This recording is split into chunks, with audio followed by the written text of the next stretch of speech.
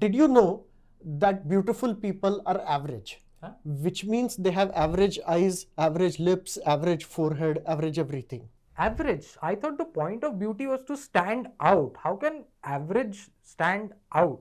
I can prove it using maths and science. Okay. But first I have to start with a story. Okay. So this is a story from 150 years ago. Sir Francis Galton, a great scientist and also a racist. Okay. So this is the guy who invented the concept of correlation. Okay. Right? Huh? But also the guy who invented the word eugenics. So Okay. he felt that we should be able to look at people's faces and tell whether this person is a criminal or this person is a vegetarian. Okay, those are two very different things to infer from, but honestly, a lot of people do that even nowadays. So he wanted to find out statistically and mathematically what features in somebody's face will indicate criminality or vegetarianism. All right. And he did what a statistician would do. He took a bunch of faces of criminals and then he averaged them. Okay. Okay. So actually averaged the size of the nose, averaged the size of the eyes, averaged the size of the forehead and everything. Just, find a mathematically average face of all the criminals. Similarly, find a mathematically average face of all the vegetarians, right? And then he was hoping that average face, when you look at the average criminal face, you would be able to say, oh yeah, see, look, if there is nose like this and lips like this, that's a criminal. And if there is a forehead like this, that's a vegetarian. Okay. So he basically hoped that certain features of criminals would stand out, certain features of vegetarians would stand out. Yes, exactly. Okay. That didn't work out. Okay. Obviously, we know that you can't look at a person and tell they're a vegetarian, right? Yeah. But something completely unexpected happened. Okay. He just noticed that the average faces that he had, average criminal and average vegetarian, both those average faces were more attractive than normal. Okay. And suddenly he wondered whether averaging faces makes them look more beautiful, more attractive. Okay. He wrote a paper on that. Okay. Then some years later, Stoddard repeated the experiment, except that instead of criminals and vegetarians, he used scientists. And the average scientist face was also more attractive than average. He used students and he found that the average student face was also more attractive. Then in 1990, computers were used to generate mathematically average faces and came to the same conclusion. Yeah, we've seen a lot of those average faces of different ethnicities roaming around in a chart, but this doesn't pass the smell test because I have two objections. One is that average basically means half the people fall into that category. Are you saying that half the people are actually attractive? The second is, when we say attractive, there is some feature that stands out. Average, a feature standing out are incongruent. Yeah. So let me explain. Okay. 3 points. Okay. First is that actually average is quite uncommon. Okay. Let me take a simple example. Imagine in a class, everybody got marks and the average marks are 42. Okay. How many students do you think will have 42 marks? It is possible 0. Right? Oh, yeah. Plus or minus, say, 5 of that, there will be lots of students. Right. But the number who have exactly average will be very low. Right? Yeah.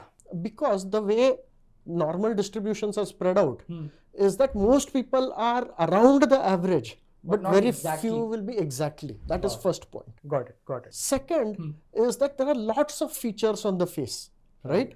So you have to be average, exactly average on each one of them, right? If you're a little off on a few of them, suddenly you're not average, right? So for all your features to be exactly average is extremely rare, right? That's why Deepika Padukone is rare. Priyanka Chopra, but sure. But yes, you are right. we don't want everything to be average that is not attractive, right? There are certain features in a body that are directly related to survival, right? Like tall and muscular in men, like wide birthing hips in women, right? Now, for those features, you want them to be above average, right? But there is a whole lot of features which are not directly related to survival, right? Like the size of your eyes, the width of your lips, the size of your forehead, not directly related. True. There, actually it being above average or far away from average can be a sign of something wrong, right? So for the indirect features, Indirect as in indirect for survival. yeah. So for the features that are indirectly related to survival, average is good, because anything far from average is a sign of something being potentially bad. Correct. And the number of features, just from far when you are looking, the number of features which are directly related to survival is pretty small. Most features are indirectly related. And that's why average makes for a beautiful face. That kind of clears the doubts that I had. But here's the thing, both of these scientists that you mentioned are not Indian. So I'm guessing that a lot of studies were done either in the US or in Europe somewhere, right? So a lot of these standards of attractiveness and beauty must probably correlate to American or European standards. So that's a very valid point. If you look at any psychology research, there is a very, very high chance that all the subject were white men and women who were college students, right? Because that is the easiest to do. So you always have to be careful of this. But in this particular case, not true. This experiment, this kind of experiments have been repeated all over the world, and it has always given the same result. In fact, interesting. They went all the way back to the African savannah that we like to talk about. We go to the African savannah at least once in every episode. Oh yes. What they did was they went to Tanzania and they found a tribe of hunter-gatherers, the Hadza. They collected lots of faces of Hadza, averaged them, and showed the averaged Hadza face to the Hadza people. Correct. And they found that face to be more attractive than the others. Oh, interesting. I will tell you something much more interesting, right? Okay. They showed an average European face to the Hadza people and they did not find that more attractive. Aha. Okay. Yeah, it kind of, in a weird way, it kind of makes sense. So, are you saying that the concept of attractiveness, the concept of beauty, is it learned? Is it cultural? Is it what is it? Is it? So it's a strange mix of biological and cultural. Okay. Let me explain. Okay. Babies are hardwired to like attractive faces. Babies. They have done research and they have found that babies spend more time looking at attractive faces than looking at non-attractive faces. This is tiny babies, even before they have had a chance to see television and learn what is supposed to be beautiful. Okay. Not just that, babies also spend more time looking at average faces.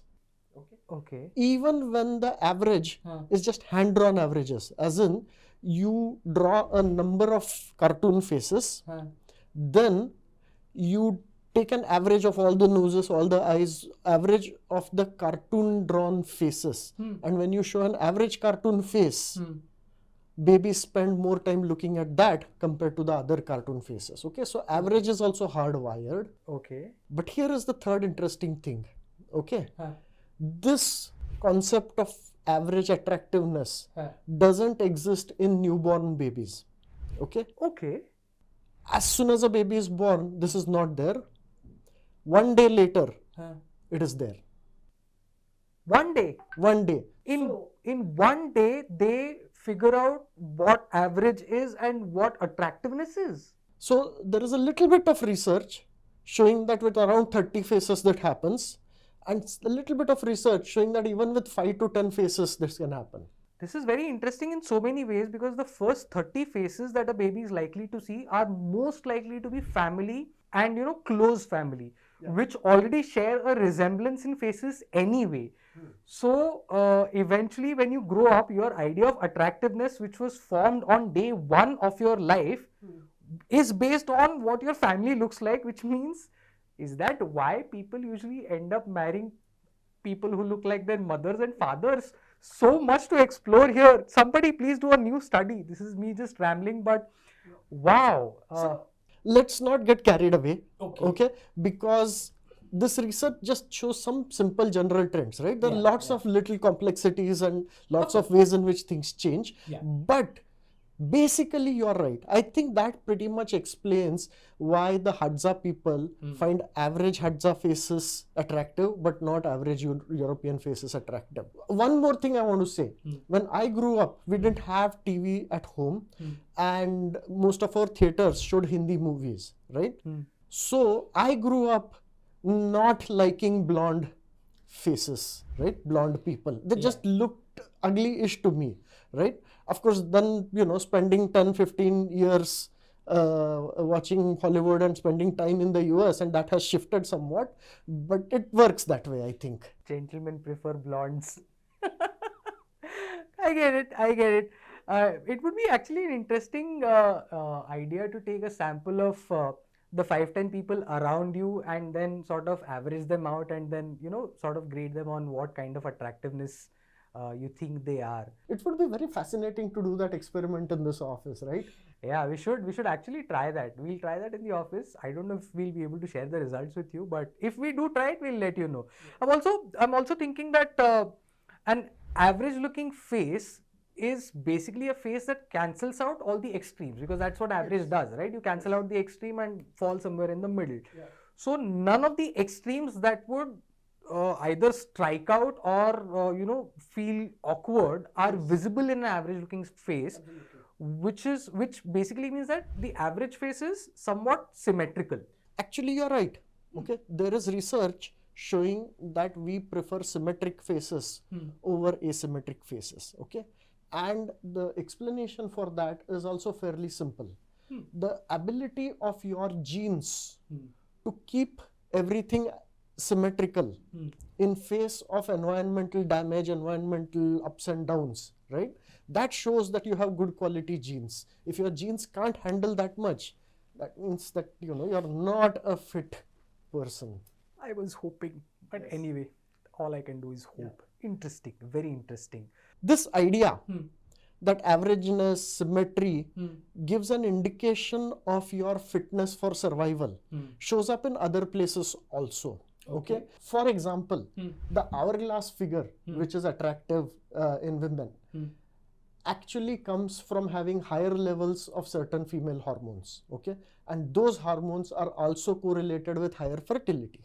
Oh, interesting. But this is not always true. In some cultures, right, tribes where women are supposed to work in the fields, right, there having a very small waist would actually be a disadvantage. And those cultures do not find the hourglass figure attractive. They prefer higher waist to hip ratios. Right, because if you're working in the fields, then you need to have strength in your hips, your thighs, and that basically means no hourglass figure. Yeah, and this is not happening at like a logic level. Okay, this is happening deep in your brain at an instinctual level. It's just hardwired into us. Also makes sense because those are the kind of people you see on a daily basis. So your idea of beauty is also, or attractiveness is also framed by you averaging the people you see on a regular basis. Exactly, yeah. So yeah, kind of makes sense, and it's a very interesting thought, because all along we've been conditioned to believe that beauty is something different, something unique that you see, whereas the fact of the matter has always been the opposite all along. Beauty is just average. Exactly. Beauty is average, and beauty is related to fitness, right? Also, it proves that beauty is not skin deep. But anyway, there is no major life lesson in this episode. There is nothing, no self-improvement you're getting out of this. No, hold on. The life lesson here is beauty is in the eyes of the beholder, because your eyes determine what your average is.